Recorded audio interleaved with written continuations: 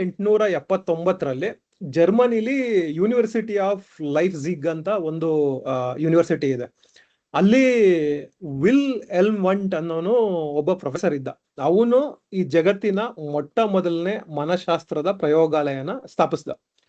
ಇದು ಆಧುನಿಕ ಮನೋವಿಜ್ಞಾನದ ಪ್ರಮುಖ ಮೈಲಿಗಲ್ಲು ಅಂತ ಹೇಳ್ಬೋದು. ಅವನ್ನ ಏನಂತಂದ್ರೆ founding father of modern psychology ಅಂತಾನೂ ಕರೀತಾರೆ. ಅವನ ಉದ್ದೇಶ ಏನಪ್ಪಾ ಅಂತಂದ್ರೆ ಮನುಷ್ಯನ ಸಂವೇದನೆ ಅಂದ್ರೆ ಸೆನ್ಸೇಷನ್ಸ್ ಹಾಗೂ ಭಾವನೆಗಳು, ಫೀಲಿಂಗ್ಸ್, ಆಮೇಲಿಂದ ಆಲೋಚನೆಗಳಿದೆಯಲ್ಲ, ಇದನ್ನ ವೈಜ್ಞಾನಿಕ ರೀತಿಯಲ್ಲಿ ಅರ್ಥ ಮಾಡ್ಕೊಂಡು ಹ್ಯೂಮನ್ ಮೈಂಡ್ ಮತ್ತೆ ಪ್ರಜ್ಞೆ ಅಂದ್ರೆ ಕಾನ್ಶಿಯಸ್ನೆಸ್ ಅಂದ್ರೆ ಏನು ಅಂತ ಡಿಫೈನ್ ಮಾಡೋದು. ಇವನ್ ಒಂದ್ ಥಿಯರಿ ಪ್ರತಿಪಾದಿಸ್ತಾ, ಇವನ್ ಥಿಯರಿಗೆ ಸ್ಟ್ರಕ್ಚರಲಿಸಮ್ ಅಂತಾನೂ ಕರೀತಾರೆ.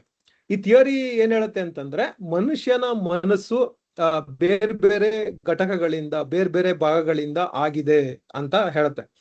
ಮುಂದೆ ಇದು ಸರಿಯಲ್ಲ, ಇದು ತಪ್ಪು ಅಂತ ಗೊತ್ತಾಯ್ತು. ಅವನು ಯಾವಾಗ ಸ್ಟ್ರಕ್ಚರಲಿಸಮ್ ನ ಪ್ರತಿಪಾದಿಸ್ತಾ, ಅದೇ ಸಂದರ್ಭದಲ್ಲಿ ವಿಲಿಯಂ ಜೇಮ್ಸ್ ಅನ್ನೋರು ಅಮೆರಿಕದಲ್ಲಿ ಫಂಕ್ಷನಲಿಸಮ್ ಅನ್ನೋ ಇನ್ನೊಂದು ಥಿಯರಿನ ಪ್ರಚಾರ ಪಡಿಸಿದ್ರು. ಆ ಥಿಯರಿ ಪ್ರಕಾರ ಈ ರೀತಿ ಮನುಷ್ಯನ ಮನಸ್ಸು ಬೇರೆ ಬೇರೆ ಭಾಗಗಳಿಂದ ಆಗಿದೆ ಅಂತ ಹೇಳೋದು ತಪ್ಪು. ಮನುಷ್ಯನ ಪ್ರಜ್ಞೆ ಅನ್ನೋದು ಒಂದು ಕಂಟಿನ್ಯೂಸ್ ಅಂದ್ರೆ ನಿರಂತರವಾದ ಪ್ರಕ್ರಿಯೆ, ಕಂಟಿನ್ಯೂಸ್ ಪ್ರೋಸೆಸ್ ಅಂತ ಹೇಳಿದ್ರು. ಆಮೇಲಿಂದ ಈಗ ಮನುಷ್ಯನ್ಗೆ ಒಂದು ಕಾನ್ಶಿಯಸ್ನೆಸ್ ಇರುತ್ತೆ, ಆಮೇಲಿಂದ ಅವನದು ಬಿಹೇವಿಯರ್ ಇರ್ತದೆ. ಇದ್ರದ್ದು ಪರ್ಪಸ್ ಏನು, ಇದ್ರದ್ದು ಮುಖ್ಯ ಉದ್ದೇಶ ಏನು ಅಂತಂದ್ರೆ ತಾನಿರೋ ಪರಿಸರಕ್ಕೆ ಅಡಾಪ್ಟ್ ಆಗೋದು, ಅಂದ್ರೆ ಹೊಂದ್ಕೊಂಡು ಹೋಗೋದಕ್ಕೆ ಇವು ಇರೋದು ಅಂತ ಏನಂತಂದ್ರೆ ವಿಲಿಯಂ ಜೇಮ್ಸ್ ಅನ್ನೋರು ಪ್ರತಿಪಾದಿಸಿದ್ರು. ಸೊ ಅಲ್ಲಿಂದ ಮುಂದಕ್ಕೆ ಸಿಗ್ಮಂಡ್ ಫ್ರಾಯ್ಡ್ ಅನ್ನೋರು ಬರ್ತಾರೆ. ಸಿಗ್ಮಂಡ್ ಫ್ರಾಯ್ಡ್ ಬಹುಶಃ ನೀವೆಲ್ಲ ಕೇಳಿರ್ತೀರಿ ಅಂತಾನೆ ಭಾವಿಸ್ತೀನಿ. ಅವರು ಸೈಕೋ ಅನಾಲಿಸಿಸ್ ಅನ್ನೋ ಒಂದು ವಿಚಾರನ ಮನಃಶಾಸ್ತ್ರದಲ್ಲಿ ಬಳಕೆಗೆ ತಗೊಬಂದ್ರು. ಆ ಸಿದ್ಧಾಂತ ಏನಂತಂದ್ರೆ ಮನಃಶಾಸ್ತ್ರದಲ್ಲಿ ಒಂದು ಕ್ರಾಂತಿನೇ ಕ್ರಿಯೇಟ್ ಮಾಡ್ತು. ಈ ಸೈಕೋ ಅನಾಲಿಸಿಸ್ ಸಿದ್ಧಾಂತ ಏನು ಅನ್ನೋದನ್ನ ನಾನು ಮುಂದೆ ಹೇಳ್ತೀನಿ. ನಾನು ಅವಾಗ್ಲೇ ಸಿಗ್ಮಂಡ್ ಫ್ರಾಯ್ಡ್ ಸೈಕೋ ಅನಾಲಿಸಿಸ್ ಬಗ್ಗೆ ಹೇಳ್ತಾ ಇದ್ದೆ. ನಮ್ಮ ಸಿಗ್ಮಂಡ್ ಫ್ರಾಯ್ಡ್ ಪ್ರಕಾರ ಮನುಷ್ಯನ ವರ್ತನೆಗೆ ಮುಖ್ಯ ಕಾರಣಗಳೇನಪ್ಪಾ ಅಂತಂದ್ರೆ ಅವನ ಮನಸ್ಸಿನಲ್ಲಿ ಉಳಿದುಕೊಂಡಿರುವಂತಹ ಬಾಲ್ಯದ ಅನುಭವಗಳು, ನೆನಪುಗಳು, ಆಕಾಂಕ್ಷೆಗಳು, ಡಿಸೈರ್ಸ್ ಅಂತ ಕರೀತಾರೆ. ಸೊ ಇವುಗಳು ಪ್ರಮುಖ ಕಾರಣ ಅಂತ. ಆ ಫ್ರಾಯ್ಡ್ ಪ್ರತಿಪಾದಿಸಿದಂತಹ ಸಿದ್ಧಾಂತಗಳಲ್ಲಿ ಬಹಳ ಒಂದು ಟೀಕೆಗೊಳಗಾಗಿದ್ದೇನಂತಂದ್ರೆ ನಮ್ಮ ಲೈಂಗಿಕ ಭಾವನೆಗಳು ನಮ್ಮ ವ್ಯಕ್ತಿತ್ವನ ರೂಪಿಸೋದ್ರಲ್ಲಿ ಅವೇ ಮುಖ್ಯ ಅಂತ ಹೇಳ್ತಾನೆ ಯಾರೋ ಸಿಗ್ಮಂಡ್ ಫ್ರಾಯ್ಡ್. ಸೊ ಇದನ್ನ ಹಲವು ಮನಃಶಾಸ್ತ್ರಜ್ಞರು ವಿರೋಧ ಮಾಡ್ತಾರೆ. ಅದರಲ್ಲಿ ಪ್ರಮುಖರು ಯಾರಪ್ಪ ಅಂತಂದ್ರೆ ಕಾರ್ಲ್ ಜಂಗ್ ಅಂತ ಒಬ್ರು, ಆಲ್ಫ್ರೆಡ್ ಅಡ್ಲರ್ ಅಂತ ಒಬ್ರು, ಆಮೇಲೆ ಕ್ಯಾರೆನ್ ಹಾರ್ನಿ ಅಂತ ಒಬ್ರು ಮಹಿಳಾ ಮನಃಶಾಸ್ತ್ರಜ್ಞರು. ಇವರೆಲ್ಲ ಏನಂದ್ರೆ ಸಿಗ್ಮಂಡ್ ಫ್ರಾಯ್ಡ್ ಪ್ರತಿಪಾದಿಸೋದ್ರಲ್ಲಿ ಒಂದಷ್ಟು ಅಂಶಗಳನ್ನ ಒಪ್ಕೋತಾರೆ. ಬಟ್ ಅವರ ಒಂದು ಪ್ರಮುಖ ತಕರಾರು ಏನಂತಂದ್ರೆ ಈ ಲೈಂಗಿಕ ಭಾವನೆಗಳಿಗೆ ಸಿಗ್ಮಂಡ್ ಫ್ರಾಯ್ಡ್ ಪ್ರತಿಪಾದಿಸಿದಂತ ಸಿದ್ಧಾಂತದ ಬಗ್ಗೆ. ಇವ್ರನ್ನೆಲ್ಲ ಏನಂತಂದ್ರೆ ನಿಯೋ ಫ್ರಾಯ್ಡಿಯನ್ ಅಂತಾನೂ ಕರೀತಾರೆ.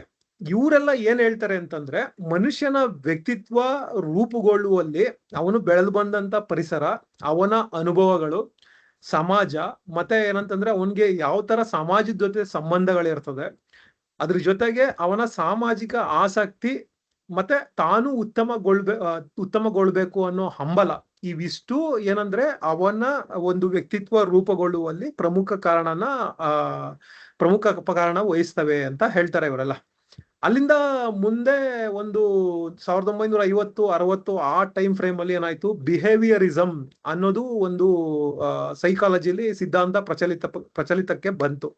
ಇದು ಏನಂತಂದ್ರೆ ಮನುಷ್ಯನ ವರ್ತನೆಯನ್ನ ನಿಯಂತ್ರಿಸೋದ್ರ ಬಗ್ಗೆ ಅಲ್ಲ, ನಿರ್ವಹಿಸೋದ್ರ ಬಗ್ಗೆ ಮಾತಾಡುತ್ತೆ. ನಿಯಂತ್ರಣ ಅನ್ನೋದು ಒಂದ್ ಪಾರ್ಟ್, ನಿರ್ವಹಣೆಯಲ್ಲಿ ನಿಯಂತ್ರಣ ಅನ್ನೋದು ಒಂದ್ ಪಾರ್ಟ್. ಆಮೇಲೆ ಏನಂದ್ರೆ ಬದಲಾವಣೆ, ಒಂದು ವರ್ತನೆನ ಹೊಸ ವರ್ತನೆನ ಮನುಷ್ಯನ್ಗೆ ಕಲಿಸ್ಬೋದು. ಆಮೇಲಿಂದ ಅವನ ವರ್ತನೆನ ಬದಲಾಯಿಸ್ಬೋದು. ಇರೋ ವರ್ತನೆ ಅಂದ್ರೆ ಏನು, ಯಾವ್ದೋ ಒಂದು ಘಟನೆಗೆ ಸಂಬಂಧಪಟ್ಟಂಗೆ ಇವನ್ ಯಾವ್ದೋ ಒಂದು ಸ್ಪೆಸಿಫಿಕ್ ರೀತಿ ಬಿಹೇವ್ ಮಾಡ್ತಾ ಇರ್ತಾನಲ್ಲ, ಅದನ್ನ ಏನಂದ್ರೆ ಇನ್ನೊಂದ್ ರೀತಿ ಅವನು ವರ್ತಿಸೋ ತರ ಬದಲಾಯಿಸ್ಬೋದು ಅನ್ನೋದು ಈ ಸಿದ್ಧಾಂತದಲ್ಲಿ ಹೇಳೋದು. ಇದರಲ್ಲಿ ಪಾವ್ಲಾವ್ ಅನ್ನೋ ಒಬ್ಬ ಮನಃಶಾಸ್ತ್ರಜ್ಞ ಬರ್ತಾನೆ. ಅವನೊಂದು ಫೇಮಸ್ ಎಕ್ಸ್ಪೆರಿಮೆಂಟ್ ಇದೆ. ಅವನು ಒಂದು ನಾಯಿಗಳ ಜೊತೆ ಒಂದು ಪ್ರಯೋಗ ಮಾಡ್ತಾನೆ. ಏನದು ಒಂದು ಪ್ರಯೋಗ ಅಂತಂದ್ರೆ ಒಂದಷ್ಟು ನಾಯಿಗಳನ್ನ ಇದ್ ಮಾಡ್ತಾನೆ. ಅದರಲ್ಲಿ ಏನಂದ್ರೆ ಒಂದು ನಾಯಿಗೆ ಒಂದು ಬೆಲ್ಲಲ್ಲಿ ಸೌಂಡ್ ಮಾಡ್ತಾನೆ. ಬೆಲ್ಲಲ್ಲಿ ಸೌಂಡ್ ಮಾಡಿದಾಗ ಅದು ಯಾವ ರೀತಿ ಒಂದು ಬಿಹೇವಿಯರ್ ತೋರಿಸುತ್ತೆ ಅನ್ನೋದನ್ನ ನೋಟ್ ಮಾಡ್ಕೋತಾನೆ. ಅದು ಬರೀ ಬೆಲ್ ಸೌಂಡ್ ಮಾಡ್ತಾ ಇದ್ದಾಗ ಬಿಗಿನಿಂಗ್ ಅಲ್ಲಿ ಅದು ಯಾವ ರೀತಿ ಬಿಹೇವಿಯರ್ ತೋರಿಸ್ತಾ ಇರಲ್ಲ, ಅದ್ರ ಪಾಡಿಗೆ ಅದು ತಟಸ್ಥವಾಗಿ ಇರ್ತದೆ. ಆಮೇಲಿಂದ ಏನ್ ಮಾಡ್ತಾನೆ, ಅದೇ ನಾಯಿಗೆ ಒಂದ್ ಸ್ವಲ್ಪ ಫುಡ್ ಕೊಡ್ತಾನೆ. ಫುಡ್ ಕೊಟ್ಬಿಟ್ಟು ಏನಂದ್ರೆ ಬೆಲ್ ಸೌಂಡ್ ಮಾಡ್ತಾನೆ. ಆ ಫುಡ್ ನೋಡಿದಾಗ ಏನಾಗುತ್ತೆ, ನಾಯಿ ಅದ್ ಜೊಲ್ ಸುರ್ಸುತ್ತೆ. ಸೊ ಈ ತರ ಏನಂದ್ರೆ ಪದೇ ಪದೇ ಮಾಡ್ತಾನೆ. ಫುಡ್ ಕೊಡೋದು, ಅದ್ರ ಜೊತೆಗೆ ಬೆಲ್ ಸೌಂಡ್ ಮಾಡೋದು, ಆ ನಾಯಿ ಫುಡ್ ತಿನ್ನೋ ತರ ಮಾಡೋದು. ಆ ಟೈಮಲ್ಲಿ ಏನಂತಂದ್ರೆ ಅದು ಜೊಲ್ ಸೋರಿಸ್ತಾ ಇರ್ತದಲ್ಲ, ಅದನ್ನ ನೋಟ್ ಮಾಡ್ಕೋತಾನೆ. ಆಮೇಲಿಂದ ಏನ್ ಮಾಡ್ತಾನೆ, ಬೆಲ್ ಸೌಂಡ್ ಮಾಡ್ತಾನೆ, ಆದ್ರೆ ಆ ಫುಡ್ ನ ಕೊಡೋದಿಲ್ಲ. ಬರೀ ಬೆಲ್ ಸೌಂಡ್ ಮಾಡ್ತಾನೆ ಅಷ್ಟೇ. ಆ ಬರೀ ಬೆಲ್ ಸೌಂಡ್ಗೆನೆ ನಾಯಿ ಏನಂತಂದ್ರೆ ಜೊಲ್ ಸೋರ್ಸಕ್ಕೆ ಶುರು ಮಾಡುತ್ತೆ. ಅಂದ್ರೆ ಆ ಬೆಲ್ ಮಾಡಿದಾಗ ಅದ್ರದ್ದು ವರ್ತನೆ ಮೊದ್ಲೇನಿತ್ತು ತಟಸ್ಥವಾಗಿತ್ತು. ಆಮೇಲಿಂದ ಏನಾಯ್ತು, ಈ ಫುಡ್ ಜೊತೆ ಏನಂತಂದ್ರೆ ಅದನ್ನ ಅಸೋಸಿಯೇಟ್ ಮಾಡಿ ಆ ಬರೀ ಬೆಲ್ಗೆನೆ ಅದು ಜೊಲ್ ಸೋರ್ಸ್ಬೇಕು. ಅಂದ್ರೆ ಅದ್ರ ವರ್ತನೆನ ಬೆಲ್ ಸೌಂಡ್ಗೆ ಬೇರೆ ತರ ಬಿಹೇವ್ ಮಾಡ್ಬೇಕು ಅನ್ನೋ ತರ ಅವನು ಬದಲಾಯಿಸ್ತಾನೆ. ಇದು ಮನುಷ್ಯರಲ್ಲೂ ಸಾಧ್ಯ ಅನ್ನೋದು ಅದು ಏನಂದ್ರೆ ಒಂದು ಅವನ್ ಪ್ರತಿಪಾದಿಸಿದ್ದು. ಈ ಬಿಹೇವಿಯರಿಸಮ್ ಆದ್ಮೇಲೆ ನೆಕ್ಸ್ಟ್ ಏನಾಯ್ತು ಅಂದ್ರೆ ಕಾಗ್ನೇಟಿವ್ ಸೈಕಾಲಜಿ ಅನ್ನೋ ಒಂದು ಬ್ರಾಂಚ್, ಹೊಸ ಬ್ರಾಂಚ್ ಒಂದು ಸೃಷ್ಟಿ ಆಗುತ್ತೆ ಸೈಕಾಲಜಿ ಇದರಲ್ಲಿ. ಇದಕ್ಕೆ ಅರಿವಿನ ಮನೋವಿಜ್ಞಾನ ಅಂತ ಕರೀತಾರೆ. ಇದರಲ್ಲಿ ಒಂದು ಕಲಿಕೆ, ಒಂದು ಹೊಸ ವಿಷಯ ಕಲಿಬೇಕಾದ್ರೆ ಮನುಷ್ಯ ಯಾವ ರೀತಿ ಕಲಿತಾನೆ, ಅದನ್ನ ಯಾವ ರೀತಿ ಅವನು ನೆನಪಲ್ಲಿ ಇಟ್ಕೋತಾನೆ ಅಂದ್ರೆ ಸ್ಮರಣೆ, ಆಮೇಲಿಂದ ಪರ್ಸೆಪ್ಷನ್ ಗ್ರಹಿಕೆ, ಮತ್ತೆ ಒಂದು ಹೊಸ ಭಾಷೆನ ಮನುಷ್ಯ ಯಾವ ರೀತಿ ಕಲಿತಾನೆ ಅನ್ನೋದೆಲ್ಲ ಈ ಕಾಗ್ನೇಟಿವ್ ಸೈಕಾಲಜಿಲಿ ಕವರ್ ಆಗುತ್ತೆ. ಸೂರಜ್ ಅವ್ರು ಏನೋ ಕ್ವಶನ್ ಇದೆ ಅಂತ ಅನ್ಸುತ್ತೆ. ಇಲ್ಲ ಕ್ವೆಶ್ಚನ್ ಇಲ್ಲ. ನೀವು ನಾಯಿದ್ ಉದಾಹರಣೆ ಹೇಳಿದ್ರಲ್ಲ, ಅದಕ್ಕೆ ನನ್ಗೆ ಇನ್ನೊಂದು ಜ್ಞಾಪಕ ಬಂದಿದ್ದೇನೆಂದ್ರೆ, ಹೇಗೆ ಕೋವಿಡ್ ಅಲ್ಲಿ ನಾವು ಮನುಷ್ಯರಾಗಿ ನಮ್ಮೆಲ್ಲರ ಬಿಹೇವಿಯರ್ ಚೇಂಜ್ ಆಯ್ತು. ಸಿಗುತ್ತೋ ಸಿಗಲ್ವೋ ಎಲ್ಲದನ್ನು ಮನೆಯಲ್ಲಿ ತೆಗೆದಿಟ್ಕೊಳ್ಳಿ, ಟಾಯ್ಲೆಟ್ ಪೇಪರ್ ಇಂದ ಹಿಡಿದು ದವಸ ಧಾನ್ಯಗಳನ್ನ ಹಿಡಿದು ಎಲ್ಲ ಹೋಲ್ಡಿಂಗ್ ಮಾಡಿದ್ವಿ. ಅಲ್ಲಿಂದ ಚೇಂಜ್ ಆಗಿರುವಂತಹ ಬಿಹೇವಿಯರ್ ಈಗ ಇರಾನ್ ವಾರ್ ಬಂದಾಗ LPG ಎಲ್ಲಿ ಮುಗ್ದೋಗುತ್ತೆ ಅಂತ ತುಂಬಾ ಜನ LPG ಸಿಲಿಂಡರ್ಸ್ನು ಅದೇ ಬಿಹೇವಿಯರ್ ನ ಹೋಲ್ಡ್ ಮಾಡ್ತಾ ಇದ್ದಾರೆ, ಅದೇ ಬಿಹೇವಿಯರ್ ಪ್ಯಾಟರ್ನ್ ರಿಪೀಟ್ ಮಾಡ್ತಾ ಇದ್ದಾರೆ. ಸೊ ನೀವ ನಾಯಿ ಉದಾಹರಣೆ ಕೊಟ್ಟಿದ್ದು ನಮ್ಮ ಮನುಷ್ಯರಿಗೂ ಹೇಗೆ ನಮ್ಮ ಈ ಕಾಲದಲ್ಲಿ ಅದೇ ಉದಾಹರಣೆಯಿಂದ ಹೇಗೆ ನಮ್ಮ ಬಿಹೇವಿಯರ್ಸ್ ಎಲ್ಲ ಚೇಂಜ್ ಆಗಿದೆ ಅನ್ನೋದಕ್ಕೆ ಒಂದು ಪಾಯಿಂಟ್ ಹೇಳ್ತಾ ಇದ್ದೆ. ಧನ್ಯವಾದ ಸೂರಜ್ ಅವರೇ, ಒಂದು ಒಳ್ಳೆ ಉದಾಹರಣೆ ಕೊಟ್ರಿ. ಪ್ರಚಲಿತದಲ್ಲಿರುವಂತ ಒಂದು ಉದಾಹರಣೆ, ಹೇಗೆ ಬೇರೆ ಬೇರೆ ಘಟನೆಗಳು ಮನುಷ್ಯನ ವರ್ತನೆ ಮೇಲೆ ಪ್ರಭಾವ ಬೀರ್ತವೆ ಅನ್ನೋದ್ರ ಬಗ್ಗೆ. ಈಗ ನಾನು ಕಾಗ್ನೇಟಿವ್ ಸೈಕಾಲಜಿ ಬಗ್ಗೆ ಹೇಳ್ತಾ ಇದ್ದೆ. ಅದರಲ್ಲಿ ಏನಂದ್ರೆ ಕಲಿಕೆ, ಸ್ಮರಣೆ, ಆಮೇಲಿಂದ ನಮ್ಮ ಗ್ರಹಿಕೆ, ಇದ್ರ ಬಗ್ಗೆ ಯಾವ ರೀತಿ ಆಗುತ್ತೆ ಇವೆಲ್ಲ. ಒಂದು ಹೊಸ ಭಾಷೆನ ಒಬ್ಬ ಮನುಷ್ಯ ಅಂದ್ರೆ ಅವನ ಒಂದು ಚಿಕ್ಕ ಮಗು ಯಾವ ರೀತಿ ಅದನ್ನ ಅಬ್ಸರ್ವ್ ಮಾಡ್ಕೊಳ್ಳುತ್ತೆ ಅನ್ನೋದ್ರ ಬಗ್ಗೆ ಇದರಲ್ಲಿ ಕಾಗ್ನೇಟಿವ್ ಸೈಕಾಲಜಿಲಿ ಡೀಟೇಲ್ ಆಗಿ ಅವರು ಎಕ್ಸ್ಪ್ಲೈನ್ ಮಾಡ್ತಾರೆ. ಈ ಕಾಗ್ನೇಟಿವ್ ಸೈಕಾಲಜಿ ಬೇರೆ ಬೇರೆ ಒಂದು ಫೀಲ್ಡ್ ಅಲ್ಲಿ ತುಂಬಾ ಪರಿಣಾಮ ಬೀರುತ್ತು. ನಾವು ಇವತ್ತೇನು ಟೆಕ್ಸ್ಟ್ ಬುಕ್ ಸಿಲೆಬಸ್ ಎಲ್ಲ ನೋಡ್ತೀವಿ, ಅದ್ರ ಮೇಲೆಲ್ಲ ತುಂಬಾ ಪರಿಣಾಮ ಬೀರಿದೆ. ಒಂದು ಹೊಸ ವಿಷಯನ ಕಲಿಸ್ಬೇಕಾದ್ರೆ ಅದನ್ನ ಯಾವ ರೀತಿ ಸಿಲೆಬಸ್ ನ ಸೆಟ್ ಮಾಡ್ಬೇಕು, ಅದು ಇದಕ್ ಸಂಬಂಧಪಟ್ಟಂಗಿರ್ಬೋದು, ಕಲೆಗೆ ಸಂಬಂಧಪಟ್ಟಂಗಿರ್ಬೋದು, ಅಥವಾ ಒಂದು ಶಿಕ್ಷಣಕ್ಕೆ ಸಂಬಂಧಪಟ್ಟಂಗಿರ್ಬೋದು, ಎಲ್ಲದ್ರ ಮೇಲೂ ಅದು ಸಾಕಷ್ಟು ಪರಿಣಾಮ ಬೀರಿದೆ. ಇದೆಲ್ಲ ಆದ್ಮೇಲೆ ಇತ್ತೀಚಿನ ದಿನಗಳಲ್ಲಿ ಒಂದು ಪಾಸಿಟಿವ್ ಸೈಕಾಲಜಿ ಅನ್ನೋದು ಬಹಳ ಪ್ರಚಲಿತದಲ್ಲಿದೆ. ಈ ಮೊದಲೆಲ್ಲ ಏನಾಗ್ತಾ ಇತ್ತು ಅಂದ್ರೆ, ಸೈಕಾಲಜಿ ಅಂದ್ರೆ ಒಂಥರ ರಿಯಾಕ್ಟಿವ್ ಮಾಡೆಲ್ ಇರ್ತಾ ಇತ್ತು. ಅಂದ್ರೆ ಯಾರಿಗಾದ್ರೂ ಒಂದು ಮಾನಸಿಕ ರೋಗ ಬಂದ್ರೆ ಅದನ್ನ ಗುಣಪಡಿಸುವ ನಿಟ್ಟಿನಲ್ಲಿ ಈ ಸೈಕಾಲಜಿದು ಬೇರೆ ಬೇರೆ ಸಿದ್ಧಾಂತಗಳು, ತತ್ವಗಳೆಲ್ಲ ಕೆಲಸ ಮಾಡ್ತಾ ಇದ್ವು. ಈ ಪಾಸಿಟಿವ್ ಸೈಕಾಲಜಿಲಿ ಏನಂದ್ರೆ ಇದು ಸ್ವಲ್ಪ ಪ್ರೋಆಕ್ಟಿವ್ ಮೋಡ್. ಅಂದ್ರೆ ಒಬ್ಬ ಮನುಷ್ಯನಲ್ಲಿ ಇರುವಂತ ಒಂದು ಪಾಸಿಟಿವ್ ಅಂಶಗಳು, ಆ ಒಂದು ಟ್ರೇಡ್ಸ್ ಇರ್ಬೋದು, ವರ್ಚ್ಯೂಸ್ ಇರ್ಬೋದು, ಅವ್ನ ಸ್ಟ್ರೆಂತ್ಸ್ ಇರ್ಬೋದು, ಇದ್ರ ಮೇಲೆ ಫೋಕಸ್ ಮಾಡಿ ಅವನು ಇನ್ನೂ ಒಂದು ಉತ್ತಮ ರೀತಿಲಿ ಅವನು ಜೀವನ ಮಾಡ್ಕೊಂಡು ಹೋಗ್ಬೇಕು, ಅವನ ಫುಲ್ ಪೊಟೆನ್ಶಿಯಲ್ ರೀಚ್ ಆಗ್ಬೇಕು, ಅದ್ರ ಬಗ್ಗೆ ಮಾತಾಡುತ್ತೆ. ಅಕಸ್ಮಾತ್ ಅವನಲ್ಲಿ ಯಾವ್ದಾದ್ರು ಸ್ಟ್ರೆಂತ್ಸ್ ಅಥವಾ ವರ್ಚ್ಯೂಸ್ ಇಲ್ಲ ಅಂತಂದ್ರೆ ಅದನ್ನ ಯಾವ ರೀತಿ ಬೆಳೆಸ್ಬೇಕು ಅನ್ನೋದ್ರ ಬಗ್ಗೆ ಇದು ಮಾತಾಡುತ್ತೆ. ಇದೆಲ್ಲ ಯಾಕೆ ಬೇಕು ಅಂತಂದ್ರೆ ಒಬ್ಬ ಮನುಷ್ಯ ಉತ್ತಮ ರೀತಿಲಿ ಜೀವನ ಮಾಡ್ಕೊಂಡು ಹೋಗ್ಬೇಕು, ಅದ್ರ ಜೊತೆಗೆ ಅವನ ಫುಲ್ ಪೊಟೆನ್ಶಿಯಲ್ ಅಚೀವ್ ಮಾಡ್ಬೇಕು. ಅದಕ್ಕೆ ಇದಿಷ್ಟು ಏನಂದ್ರೆ ಒಂದು ಸೈಕಾಲಜಿದು ಒಂದು ಸಂಕ್ಷಿಪ್ತ ಇತಿಹಾಸ, ಯಾವ ರೀತಿ ಬೆಳ್ಕೊಂಡ್ ಬಂತು, ಏನಾಯ್ತು ಅನ್ನೋದ್ರ ಬಗ್ಗೆ ಒಂದು ಸಂಕ್ಷಿಪ್ತ ಇತಿಹಾಸ. ಇಲ್ಲಿ ನಾನು ಬಿಹೇವಿಯರಿಸಮ್ ಬಗ್ಗೆ ಹೇಳ್ದೆ, ಮತ್ತೆ ಕಾಗ್ನೇಟಿವ್ ಸೈಕಾಲಜಿ ಬಗ್ಗೆ ಹೇಳ್ದೆ, ಆಮೇಲಿಂದ ಫ್ರಾಯ್ಡ್ ಸೈಕೋ ಅನಾಲಿಸಿಸ್ ಬಗ್ಗೆ ಹೇಳ್ದೆ. ಸೊ ಇದು ಏನಂದ್ರೆ ಒಂದು ಸರಿ ಒಂದು ತಪ್ಪು ಅಂತಲ್ಲ, ಪ್ರತಿಯೊಂದು ಸಿಚುವೇಶನ್ಗೂ ಏನಂತಂದ್ರೆ ಬೇರೆ ಬೇರೆದು ಸಿದ್ಧಾಂತಗಳು ಅಪ್ಲೈ ಆಗತ್ತೆ. ಇದ್ರ ಜೊತೆಗೆ ಒಂದೊಂದು ಸಿದ್ಧಾಂತದಲ್ಲಿ ಒಂದಷ್ಟು ಸರಿಯಾದ ಅಂಶಗಳಿದೆ, ಮತ್ತೆ ಇನ್ನೊಂದಷ್ಟು ಸರಿ ಅಲ್ಲದೆ ಇರೋ ಅಂಶಗಳಿದೆ. ಅವತ್ತಿನ ಕಾಲಘಟ್ಟದಲ್ಲಿ ಅವರು ಏನಂದ್ರೆ ಅದನ್ನ ಸರಿ ಅಂತ ಅನ್ಕೊಂಡಿದ್ರು, ಮುಂದೆ ವಿಜ್ಞಾನ ಬೆಳೀತಾ ಬೆಳೀತಾ ಏನಂದ್ರೆ ಅದನ್ನ ತಪ್ಪು ಅಂತ ಗೊತ್ತಾಯ್ತು. ಈಗ ಏನಂದ್ರೆ ಅದರಲ್ಲಿರೋ ಎಲ್ಲಾ ಬೇರೆ ಬೇರೆ ಸಿದ್ಧಾಂತಗಳಿರೋ ಅಂಶಗಳನ್ನೆಲ್ಲ ಸೇರಿಸಿ ಒಂದು ಇಂಟಿಗ್ರೇಟೆಡ್ ಸೈಕಾಲಜಿ ಅಂತಾನು ಒಂದು ಬ್ರಾಂಚ್ ಇದೆ. ಸೊ ಅದನ್ನ ಏನಂದ್ರೆ ಬೇರೆ ಬೇರೆ ಸಂದರ್ಭಗಳಲ್ಲಿ ಬಳಸ್ತಾರೆ. ಸೈಕಾಲಜಿ ಅನ್ನೋದು ಮನಶಾಸ್ತ್ರ ಅನ್ನೋದು ತುಂಬಾ ದೊಡ್ಡ ಒಂದು ಸಮುದ್ರದ ತರ. ಅದರಲ್ಲಿ ಬೇರೆ ಬೇರೆ ಶಾಖೆಗಳಿದೆ. ಉದಾಹರಣೆಗೆ ಹೇಳ್ಬೇಕಂತಂದ್ರೆ ಡೆವಲಪ್ಮೆಂಟಲ್ ಸೈಕಾಲಜಿಲಿ ಏನ್ ಮಾಡ್ತಾರೆ ಅಂತಂದ್ರೆ ಒಬ್ಬ ಮನುಷ್ಯ ಅವನು ಹುಟ್ಟಿತವಿಂದ ಅವನು ಸಾಯೋವರೆಗೆ ಅವನು ಯಾವ ರೀತಿ ಚೇಂಜ್ ಆಗ್ತಾ ಹೋಗ್ತಾನೆ, ಅವನ ವರ್ತನೆ ಇರ್ಬೋದು, ಅವನ ಭಾವನೆಗಳಿರ್ಬೋದು, ಅಥವಾ ಅವನು ಸಮಾಜದ ಜೊತೆ ಯಾವ ರೀತಿ ರಿಲೇಶನ್ಶಿಪ್ ಇಟ್ಕೊಂಡಿರ್ತಾನೆ, ಇದು ಯಾವ ರೀತಿ ಬದಲಾವಣೆ ಆಗ್ತಾ ಹೋಗುತ್ತೆ ಅನ್ನೋದನ್ನ ಡೆವಲಪ್ಮೆಂಟಲ್ ಸೈಕಾಲಜಿಲಿ ಫೋಕಸ್ ಮಾಡ್ತಾರೆ. ಅದೇ ರೀತಿ ಫಾರೆನ್ಸಿಕ್ ಸೈಕಾಲಜಿ ಅಂತ ಇದೆ. ಫಾರೆನ್ಸಿಕ್ ಸೈಕಾಲಜಿಲಿ ಒಬ್ಬ ಕ್ರಿಮಿನಲ್ ಅವನ ಮನೋಭಾವ ಯಾವ ರೀತಿ ಇರ್ತದೆ, ಯಾವ ಉದ್ದೇಶದಿಂದ ಅವನು ಆ ಒಂದು ಅಪರಾಧನ ಎಸಗಿರ್ತಾನೆ, ಇದ್ರ ಬಗ್ಗೆ ಫೋಕಸ್ ಮಾಡುತ್ತೆ. ಈಗಾಗಲೇ ನಾನು ಕಾಗ್ನೇಟಿವ್ ಸೈಕಾಲಜಿ ಎಕ್ಸ್ಪ್ಲೇನ್ ಮಾಡಿದೆ. ಕಾಗ್ನೇಟಿವ್ ಸೈಕಾಲಜಿ ಅಂತಾನೂ ಇದೆ, ಪಾಸಿಟಿವ್ ಸೈಕಾಲಜಿ. ಇವೆಲ್ಲ ಏನಂತಂದ್ರೆ ಬೇರೆ ಬೇರೆ ಶಾಖೆಗಳು. ಇದಿಷ್ಟು ಒಂದು ಮನಶಾಸ್ತ್ರ ಅನ್ನೋದು ಅದರಲ್ಲಿ ಯಾವ್ಯಾವ ಶಾಖೆಗಳು ಬರ್ತದೆ ಅನ್ನೋದ್ರ ಬಗ್ಗೆ ಒಂದಷ್ಟು ವಿವರಗಳು. ಈ ಮನಶಾಸ್ತ್ರದಲ್ಲಿ ತುಂಬಾ ಎಕ್ಸ್ಪೆರಿಮೆಂಟ್ಗಳಿದೆ, ಹಲವಾರು ಎಕ್ಸ್ಪೆರಿಮೆಂಟ್ಗಳು ಮಾಡಿದ್ದಾರೆ, ಪ್ರಯೋಗಗಳು ಮಾಡಿದ್ದಾರೆ. ಆ ಮನುಷ್ಯ ವರ್ತನೆ ತಿಳ್ಕೊಳ್ಳೋದಕ್ಕೆ, ಯಾಕೆ ಆ ರೀತಿ ಆಗುತ್ತೆ ಅನ್ನೋದು ಎಕ್ಸ್ಪ್ಲನೇಷನ್ ಕೊಡೋದಕ್ಕೆ. ಆ ಒಂದು ಪ್ರಯೋಗಗಳಲ್ಲಿ ಒಂದಷ್ಟು ಮುಖ್ಯವಾದ ಪ್ರಯೋಗಗಳ ಬಗ್ಗೆ ನಾನು ಮುಂದೆ ಮಾತಾಡ್ತೀನಿ. ಅವಾಗ್ಲೇ ಹೇಳ್ತಾ ಇದ್ದೆ ಏನಂತಂದ್ರೆ ಹಲವಾರು ಒಂದು ಮನೋವಿಜ್ಞಾನಕ್ಕೆ ಸಂಬಂಧಪಟ್ಟಂತೆ ಎಕ್ಸ್ಪೆರಿಮೆಂಟ್ಸ್ಗಳು ನಡೆದಿದೆ ಅಂತ. ಈ ಎಕ್ಸ್ಪೆರಿಮೆಂಟ್ಗಳು ಬೇರೆ ಬೇರೆ ಕಾರಣಗಳಿಂದ ನಡೆದಿದೆ. ಒಂದಷ್ಟು ನಿಜ ಜೀವನದಲ್ಲಿ ನಡೆದಂತ ಘಟನೆಗಳಿಂದ ಇನ್ಸ್ಪೈರ್ ಆಗಿ ಅದರಿಂದ ಪ್ರೇರೇಪಣೆ ಪಡೆದು ಮಾಡಿರುವಂತ ಎಕ್ಸ್ಪೆರಿಮೆಂಟ್ಗಳು. ಅದರಲ್ಲಿ ಒಂದು ಪ್ರಮುಖ ಘಟನೆ, ಒಂದು ಪ್ರಮುಖ ಪ್ರಯೋಗ ಏನಪ್ಪಾ ಅಂತಂದ್ರೆ ಜೇನ್ ಎಲಿಯಟ್ ಅನ್ನೋ ಒಬ್ರು ಕ್ಲಾಸ್ ಟೀಚರ್ ನಡೆಸಿದಂತಹ ಒಂದು ಕ್ಲಾಸ್ ಡಿವೈಡೆಡ್ ಅನ್ನೋ ಒಂದು ಪ್ರಯೋಗ.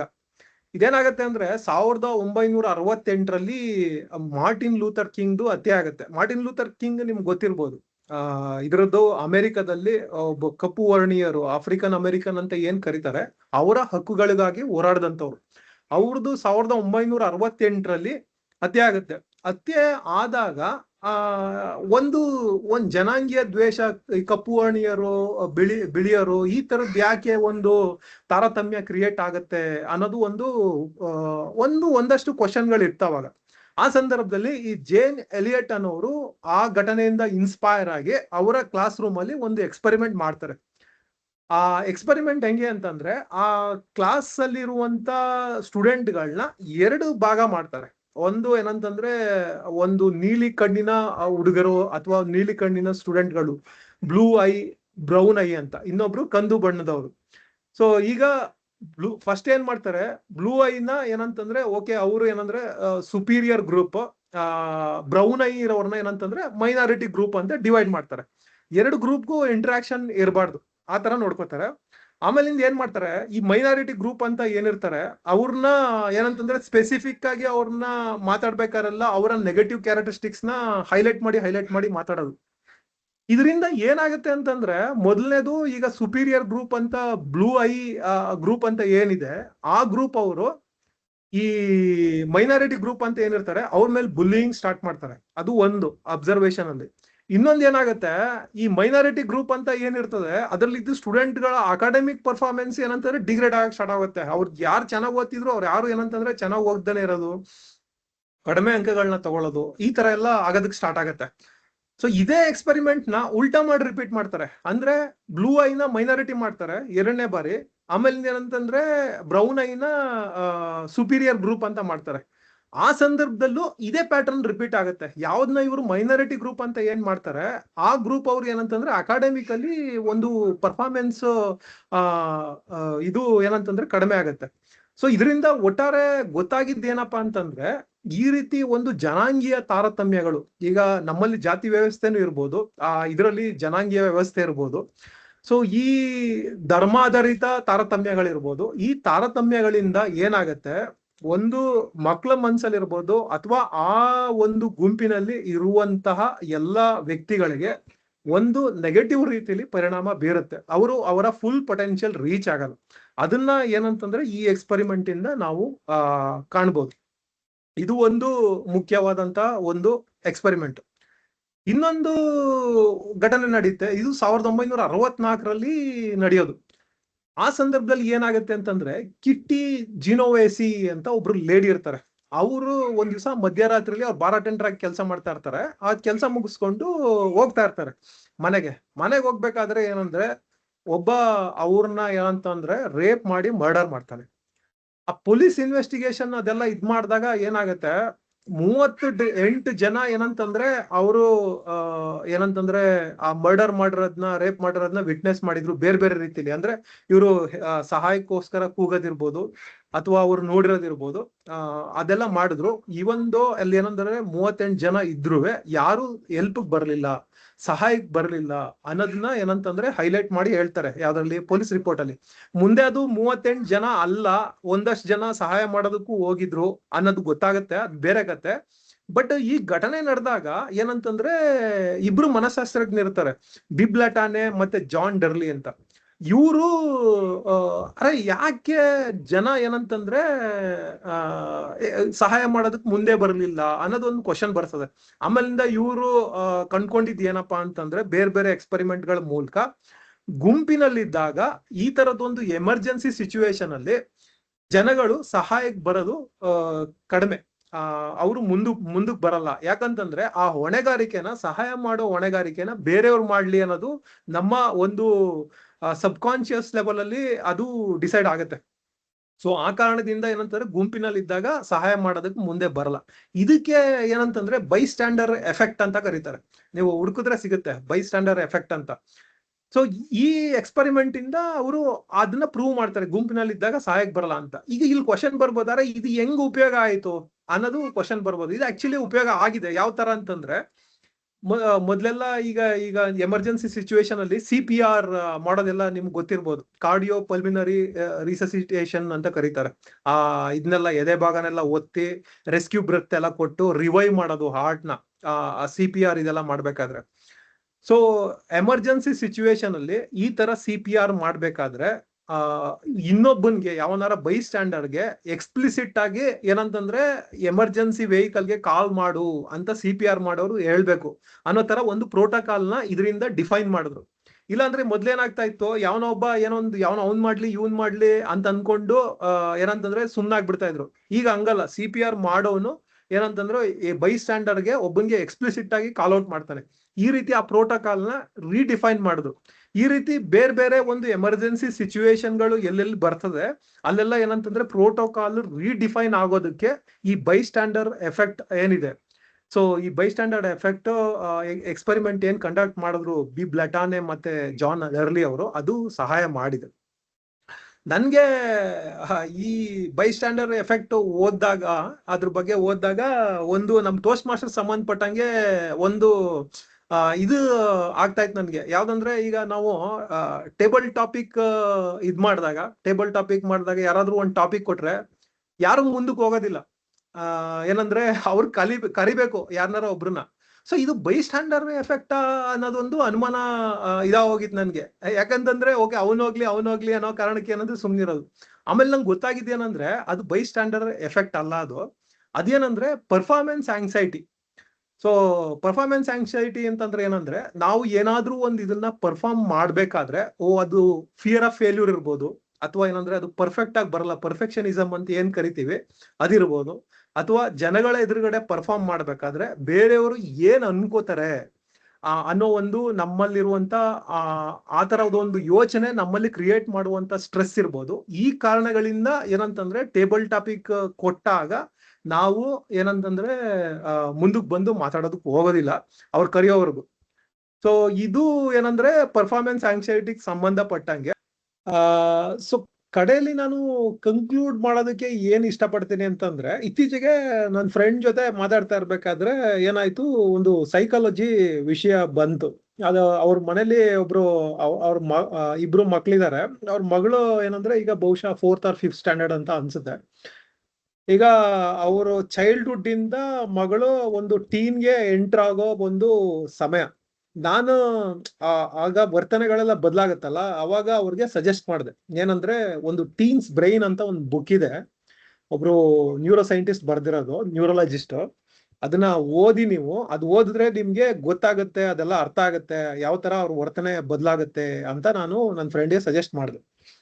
ನನ್ ಫ್ರೆಂಡ್ ಏನಂತಂದ್ರೆ ಸಡನ್ ಆಗಿ ಏನಂತಾರೆ ಡಿಫೆನ್ಸಿವ್ ಹೋಗ್ಬಿಟ್ರು ಅವರು ಏನ್ ಹೇಳಿದ್ರು ಅಂದ್ರೆ, ನೋಡು ನಿನ್ಗೆ ಸೈಕಾಲಜಿ ಇಂಟ್ರೆಸ್ಟ್ ಇದೆ, ಅದಕ್ಕೆ ನೀನ್ ಸೈಕಾಲಜಿ ಎಲ್ಲ ಓದ್ತಾ ಇದೀಯಾ. ಒಬ್ಬೊಬ್ರಿಗೆ ಏನಂತಂದ್ರೆ ಜಿಯೋ ಪಾಲಿಟಿಕ್ಸ್ ಅಲ್ಲಿ ಇಂಟ್ರೆಸ್ಟ್ ಇರ್ತದೆ, ಅವ್ರು ಅದ್ರಲ್ಲಿ ಇದ್ ಮಾಡ್ತಾರೆ, ಅದರಲ್ಲಿ ಅವರು ಪರ್ಸೂ ಮಾಡ್ಕೊಂಡು ಹೋಗ್ತಾರೆ. ಈ ತರ ಹೇಳ್ತಾ ಇದಾರೆ. ನನ್ಗೆ ಸಡನ್ ಆಗಿ ಇದನ್ನ ಹೆಂಗ್ ಇಂಟರ್ಪ್ರೇಟ್ ಮಾಡ್ಬೇಕಂತ ಗೊತ್ತಾಗ್ಲಿಲ್ಲ. ಅವರು ಡಿಫೆನ್ಸಿವ್ ಆಗಿದ್ ನನ್ಗೆ ಆಶ್ಚರ್ಯ ಆಗೋಯ್ತು. ಏನಂದ್ರೆ, ಅರೆ ಯಾಕೆ ಈ ತರ ಡಿಫೆನ್ಸಿವ್ ಆದ್ರು, ನಾನು ಏನು ಅಂತದ್ದು ರಾಂಗ್ ಹೇಳ್ದೆ ಅನ್ನೋದು ನನ್ಗೆ ಆ ಕ್ಷಣಕ್ಕೆ ಗೊತ್ತಾಗಿಲ್ಲ. ನಾನು ಏನು ಪ್ರತಿಕ್ರಿಯೆ ವ್ಯಕ್ತಪಡಿಸಿಲ್ಲ. ಆಮೇಲಿಂದ ನನ್ಗನ್ಸಿದ್ದು, ಈ ತರ ಕ್ವಶನ್ ತುಂಬಾ ಜನಕ್ಕೆ ಇರ್ಬೋದು. ಏನಂದ್ರೆ, ಮನಶಾಸ್ತ್ರದ ಬಗ್ಗೆ ತಿಳ್ಕೊಂಡ್ರೆ ಏನ್ ಉಪಯೋಗ ಇದೆ ನಮ್ಗೆ, ಏನ್ ಪ್ರಯೋಜನ ಇದೆ ಅಂತ. ಅದಕ್ಕೆ ಸಂಬಂಧಪಟ್ಟಂಗೆ ಒಂದಷ್ಟು ವಿಷಯಗಳನ್ನ ಹೇಳಿ ಈ ಸಭೆನ ನಾನು ಮುಕ್ತಾಯ ಮಾಡೋದಕ್ಕೆ ಬಯಸ್ತೀನಿ. ಮೊದಲನೇದು ಏನಂತಂದ್ರೆ, ಮನಶಾಸ್ತ್ರದ ಬಗ್ಗೆ ತಿಳ್ಕೊಂಡ್ರೆ ನಾವು ನಮ್ಮ ಭಾವನೆಗಳನ್ನ ಉತ್ತಮ ರೀತಿಲಿ ನಿರ್ವಹಿಸ್ಬೋದು. ಅದು ಫಾರ್ ಶೋರ್. ಈಗ ನಮ್ಗೆ ಒಂದು ಬೇರೆ ಒಂದು ಒಳ್ಳೆ ಭಾವನೆಗಳಿರ್ಬೋದು, ಅಥವಾ ಒಂದು ಕೆಟ್ಟ ಭಾವನೆ ಇರ್ಬೋದು, ಒಂದು ದುಃಖದ ಭಾವನೆಗಳಿರ್ಬೋದು. ಈ ತರದ್ ಬಂದಾಗ ಅದನ್ನ ಯಾವ ರೀತಿ ನಿರ್ವಹಿಸ್ಬೇಕು, ಇಲ್ಲಾಂದ್ರೆ ಅದೇ ಚಿಂತೆ ಆಗಿ ಕನ್ವರ್ಟ್ ಆಗೋಗ್ತದೆ. ಅವಾಗ ನಮ್ಮ ಮಾನಸಿಕ ಆರೋಗ್ಯ ಹಾಳಾಗತ್ತೆ. ಎರಡನೇದು, ಸಂಬಂಧಗಳನ್ನ ಉತ್ತಮಗೊಳಿಸ್ಬೋದು. ಯಾವ ತರ ಅಂದ್ರೆ, ಈಗ ಅಪ್ಪ ಮಕ್ಕಳ ನಡುವೆ ಸಂಬಂಧ ಇರ್ಬೋದು, ಈಗ ಗಂಡ ಹೆಂಡತಿಯರ ನಡುವೆ ಇರ್ಬೋದು. ಈಗ ನೀವು ಫ್ಯಾಮಿಲಿ ಕೌನ್ಸಿಲಿಂಗ್ ಅಂತೆಲ್ಲ ಕೇಳಿರ್ಬೋದು. ಅದೆಲ್ಲ ಏನಂದ್ರೆ ಸೈಕಾಲಜಿ ಬೇಸ್ ಮೇಲೆನೆ ಅದೆಲ್ಲ ಇರೋದು. ನಮ್ಗೆ ಸೈಕಾಲಜಿ ಬಗ್ಗೆ ಒಂದು ಜ್ಞಾನ ಇದ್ರೆ ಆ ಸಂಬಂಧಗಳನ್ನೆಲ್ಲ ಉತ್ತಮವಾಗಿ ಇಟ್ಕೋಬಹುದು. ಆಮೇಲಿಂದ ನಮಗಿರೋ ಒಂದು ಸೀಮಿತವಾದ ಮಾನಸಿಕ ಶಕ್ತಿನ ಪರಿಣಾಮಕಾರಿಯಾಗಿ ಬಳಸ್ಬೋದು. ನಮ್ಗೊಂದು ಕಾಗ್ನೇಟಿವ್ ಎನರ್ಜಿ ಅಥವಾ ಸೈಕಿಕ್ ಎನರ್ಜಿ ಅಂತ ಏನ್ ಹೇಳ್ತೀವಿ, ಅದು ಒಂದು ಸೀಮಿತವಾಗಿರ್ತದೆ. ಅದು ನಮ್ಗೆ ಏನಂದ್ರೆ ತುಂಬಾ ಗೋಲ್ಸ್ ಇರ್ಬೋದು, ತುಂಬಾ ಪ್ರಿಯಾರಿಟೀಸ್ ಇರ್ಬೋದು. ಅವೆಲ್ಲ ಇದ್ದಾಗ ಏನಾಗುತ್ತೆ, ಅದನ್ನ ನಾವು ಸರಿಯಾಗಿ ಬಳಸ್ಬೇಕಾಗತ್ತೆ. ಇಲ್ಲೋದ್ರೆ ನಾವು ಅನ್ವಾಂಟೆಡ್ ಥಿಂಗ್ಸ್ ಅಲ್ಲೇ ನಮ್ ಟೈಮ್ ಸ್ಪೆಂಡ್ ಮಾಡಿ ನಾವು ಜೀವನದಲ್ಲಿ ಏನೂ ಮಾಡೋದಕ್ಕೆ ಆಗೋದಿಲ್ಲ. ಮತ್ತೆ ಜೀವನದಲ್ಲಿ ಏನಾದ್ರೂ ಒಂದು ಸಾಧನೆ ಮಾಡೋದಕ್ಕೆ ಈ ಸೈಕಾಲಜಿ ಬಗ್ಗೆ ತಿಳ್ಕೊಂಡಿರೋದು ಸಹಾಯ ಮಾಡುತ್ತೆ. ನನ್ನ ಜೀವನದಲ್ಲೇನೆ ಒಂದು ವಿಷಯ ನನಗೆ ಸೈಕಾಲಜಿ ಬಗ್ಗೆ ನಾನು ತಿಳ್ಕೊಂಡಿದ್ದು ನನ್ಗೆ ಯಾವ ರೀತಿ ಹೆಲ್ಪ್ ಮಾಡ್ತು ಅನ್ನೋದನ್ನ ನಿಮ್ಗೆ ಹೇಳಿ ನಾನು ಈ ಸಭೆನ ಮುಕ್ತಾಯ ಮಾಡ್ತೀನಿ. ನಾನು ಇದು ಟೋಸ್ಟ್ ಮಾಸ್ಟರ್ ರಿಲೇಟೆಡ್ ಆಗಿರುವಂತದ್ದೇ. ನನ್ಗೆ ಈ ಇಂಜಿನಿಯರಿಂಗ್ ವರೆಗೆ ಈ ವೇದಿಕೆಗಳಲ್ಲಿ ಮಾತಾಡೋದಕ್ಕೆ ಕಷ್ಟ ಆಗೋದು. ಅದು ಯಾವ ತರ ಅಂತಂದ್ರೆ, ವೇದಿಕೆ ಈಗ ಇಲ್ಲೇ ಇದು ಒಂದು ವೇದಿಕೆ ಅಂತಂದ್ರೆ, ಇಲ್ಲಿ ಬಂದ್ ನಿಂತ್ಕೊಂಡ್ರೆ ಗಂಟ್ಲು ಒಣಗೋಗ್ಬಿಡೋದು, ಮಾತುಗಳು ಬರ್ತಾ ಇರಲ್ಲ, ಫುಲ್ ನರ್ವಸ್ ಆಗ್ಬಿಡ್ತಾ ಇದ್ದೆ, BP ಎಲ್ಲ ಜಾಸ್ತಿ ಆಗಿ, ಹಾರ್ಟ್ ಬೀಟ್ ಜಾಸ್ತಿ ಆಗಿ ಮಾತೇ ಹೊರಡ್ತಾ ಇರಲ್ಲ, ಅಲ್ಲಿಗೆ ಸ್ಟಾಪ್ ಆಗ್ಬಿಡ್ತಾ ಇದ್ದೆ ನಾನು. ಇದು ಸಭಾ ಕಂಪನ ಅಂತ ಕರೀತಾರೆ, ಸ್ಟೇಜ್ ಫಿಯರ್ ಅಂತ. ಈ ತರ ಆಗ್ತಾ ಇದ್ ನನ್ಗೆ. ಇದು ನನ್ಗೆ ಇಂಜಿನಿಯರಿಂಗ್ ವರ್ಗೆ ಇದಿತ್ತು. ಪ್ರತಿ ಸರಿನೂ ಅವಾಯ್ಡ್ ಮಾಡ್ತಾ ಇದ್ದೆ. ನಾನು ಸೆಮಿನಾರ್ ಕೊಡ್ಬೇಕಾದ್ರೂ 1 ನಿಮಿಷ 2 ನಿಮಿಷ ಜಸ್ಟ್ ಆ PPT-ನ ಹಂಗೆ ಓದ್ಕೊಂಡ್ ಬಂದ್ಬಿಟ್ಟಿದ್ದೀನಿ. ಆ ಸೆಮಿನಾರ್ಗೆ PPT ಪ್ರಿಪೇರ್ ಮಾಡಿರ್ತೀವಲ್ಲ, ಅದನ್ನ ಸುಮ್ನೆ ಆ ಕಂಟೆಂಟ್ ಇರೋದನ್ನ ಕಂಟಿನ್ಯೂಸ್ ಆಗಿ ಓದ್ಬಿಡೋದು, ಕ್ಲೋಸ್. ಸೊ ಆ ತರ ಎಲ್ಲ ಮಾಡಿದ್ದೆ ನಾನು ಇಂಜಿನಿಯರಿಂಗ್ ಅಲ್ಲಿ. ಇಂಜಿನಿಯರಿಂಗ್ ಮುಗ್ದಾದ್ಮೇಲೆ ಏನಾಯ್ತು, ಇಂಜಿನಿಯರಿಂಗ್ ಮುಗ್ದಿರ್ಲಿಲ್ಲ ಆ ಸಂದರ್ಭದಲ್ಲಿ ಒಂದು ಬುಕ್ ಓದ್ದೆ, ಏನು ವಿಜಯಕ್ಕೆ 5 ಮೆಟ್ಟಿಲು ಅಂತ. ಅದರಲ್ಲಿ ಒಂದು ಕಾನ್ಸೆಪ್ಟ್ ಹೇಳಿದ್ರು, ಏನಂದ್ರೆ ಜೋ ಹ್ಯಾರಿ ವಿಂಡೋ ಅಂತ. ಇದಕ್ಕೆ ಸಂಬಂಧಪಟ್ಟಂಗೆ ಒಂದು ಪಿಕ್ಚರ್ ನಾನು ಶೇರ್ ಮಾಡ್ತೀನಿ. ನಂದು ಸ್ಕ್ರೀನ್ ಕಾಣಿಸ್ತಾ ಇದಲ್ಲ? ಕಾಣಿಸ್ತಾ ಇದೆ.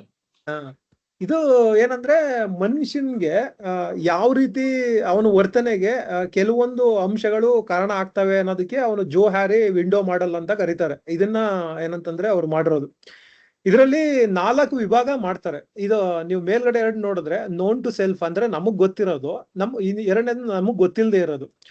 ಇನ್ನೊಂದು ಈ ಕಡೆ ನಾವು ವೈ ಆಕ್ಸಿಸ್ ಅಲ್ಲಿ ನೋಡಿದ್ರೆ ನೋನ್ ಟು ಅದರ್ಸ್, ಬೇರೆಯವ್ರಿಗೆ ಗೊತ್ತಿರೋದು ಬೇರೆಯವ್ರಿಗೆ ಗೊತ್ತಿಲ್ಲದೆ ಇರೋದು. ಈ ತರ ಏನಂತಂದ್ರೆ 4 ವಿಭಾಗ ಮಾಡ್ತಾರೆ. ಈಗ ಉದಾಹರಣೆಗೆ ನೋಡ್ಬೇಕಂತಂದ್ರೆ ಈಗ known to self, known to others ಇಲ್ಲಿಗೆ ಬಂದ್ರೆ ಫಸ್ಟ್ ಬ್ಲಾಕ್ ಬಂದ್ರೆ ಓಪನ್ ಏರಿಯಾ ಅಂತ ಇದೆಯಲ್ಲ ಅದು. ಇದಕ್ಕೆ ಉದಾಹರಣೆ ಹೇಳ್ಬೇಕಂದ್ರೆ ಈಗ ಸೂರಜ್ ಅವ್ರ ಎಕ್ಸಾಂಪಲ್ ತಗೊಳ್ಳೋಣ. ಸೂರಜ್ ಅವರು ಚೆನ್ನಾಗಿ ಮಾತಾಡ್ತಾರೆ, ಅದು ಸೂರಜ್ ಅವ್ರಿಗೂ ಗೊತ್ತು, ಬೇರೆಯವ್ರಿಗೂ ಗೊತ್ತು. ನೋಡಿ, ಅದು ಆ ಅಂಶ ಇಲ್ಲಿ ಬರ್ತದೆ. ಸೊ ಆ ತರ ಈಗ ಏನಂತಂದ್ರೆ ನಾಟ್ ನೋನ್ ಟು ಸೆಲ್ಫ್, ಆಮೇಲಿಂದ ನೋನ್ ಟು ಅದರ್ಸ್. ಇದು ಏನಂತಂದ್ರೆ ನಮಗ್ ಗೊತ್ತಿರಲ್ಲ, ಆದ್ರೆ ಏನಂದ್ರೆ ಬೇರೆಯವ್ರಿಗೆ ಗೊತ್ತಿರ್ತದೆ. ಇವನ್ ವರ್ತನೆ ಈಗ ನಮ್ ಬಿಹೇವಿಯರ್ ಅಲ್ಲಿ ಯಾರು ಚೇಂಜಸ್ ಇದ್ರೆ ಆ ತರದ್ದೆಲ್ಲ ಏನಂದ್ರೆ ಬೇರೆಯವ್ರಿಗೆ ಗೊತ್ತಿರ್ತದೆ, ನಮಗ್ ಗೊತ್ತಿರಲ್ಲ. ನಾವು ಕೆಲವೊಂದ್ಸತಿ ಆರ್ಗ್ಯೂ ಮಾಡ್ತಾ ಇರ್ತೀವಲ್ಲ, ನಾ ಕರೆಕ್ಟ್ ಹಂಗೆ ಹಂಗೆ ಅಂತ ಅನ್ಕೊಂಡು, ಅದೆಲ್ಲ ಇಲ್ಲಿ ಬರ್ತದೆ.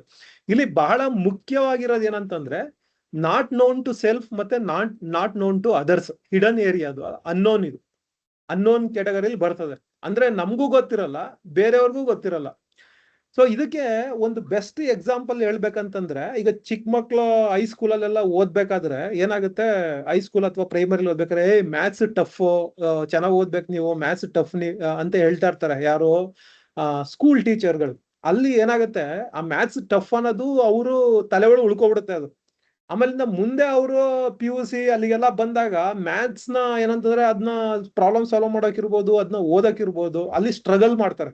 ಯಾಕಂತಂದ್ರೆ ಅವ್ರ ಮನ್ಸಲ್ಲಿ ಅದು ಉಳ್ಕೊಬಿಟ್ಟಿದೆ ಮ್ಯಾಥ್ಸ್ ಟಫ್ ಅಂತ, ಈ ಕಾರಣಕ್ಕೆ. ಸೊ ಇಲ್ಲಿ ಏನಂತಂದ್ರೆ ಅವ್ರು ಹೇಳಿರೋದು ಇವ್ರಿಗೆ ಗೊತ್ತಿಲ್ಲ. ಯಾರೋ ಈಗ ಮ್ಯಾಥ್ಸ್ ಟೀಚರ್ ಅವರು ಹೈಸ್ಕೂಲ್ ಇರ್ಬೇಕಾರೆ ಇಲ್ಲ ಮಿಡ್ಲ್ ಸ್ಕೂಲ್ ಇರ್ಬೇಕಾದ್ರೆ ಹೇಳಿರೋದು ಮಕ್ಳಿಗೂ ಗೊತ್ತಿಲ್ಲ.